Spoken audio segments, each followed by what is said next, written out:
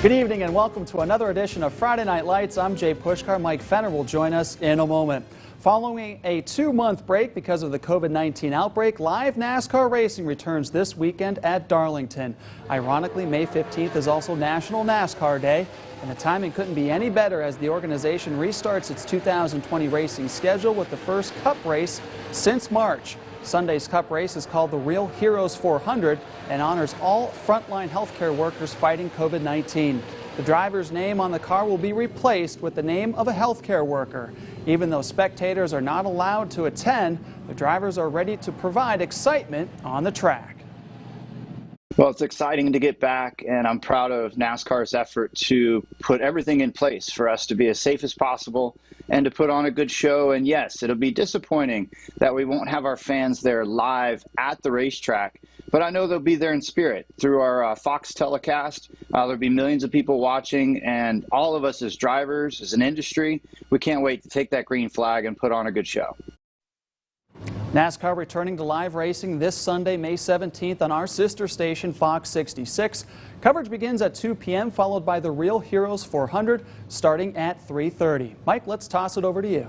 Thanks, Jay. A day after signing Erie Otters head coach Chris Hartsburg and his staff to 2-year contract extensions, general manager Dave Brown held a virtual press conference to discuss his decisions and how the organization is moving ahead at this point.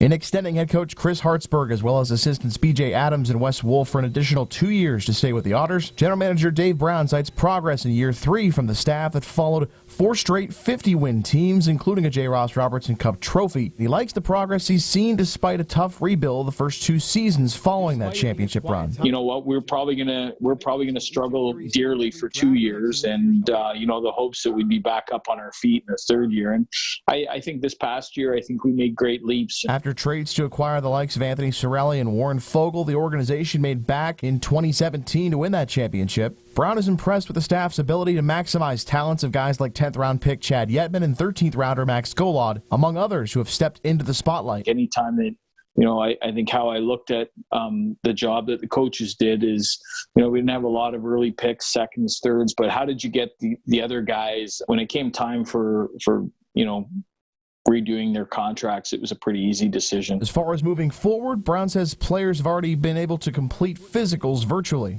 Doc Fody and Andrew met with everybody, and they went through their physicals, and so those are done, and they're out to the players to get off by their parents and whatnot, and just to sign off to make sure so that part's completed. But no, we haven't had our exit meetings with the guys yet. Those are going to be coming up here shortly. On June 1st, we're gonna start meeting on a weekly basis on a Zoom call for, you know, to kind of go through our components of, you know, prepping these guys mentally for what's ahead. While the process of getting back on the ice together is moving slower than they'd like, the staff and organization as a whole, they're managing to maintain efficiency in their day-to-day operations. I think we're making huge strides this summer and using this time that we have effectively to really see if we can take even greater strides in helping the player. Even with the complications of the upcoming CHL import draft looming. You know, we've identified some names, watched a lot of video, and we'll be selecting 2 players. When that draft is, we're not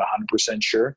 We'll be selecting 2 players that fit what I believe is needed organizationally.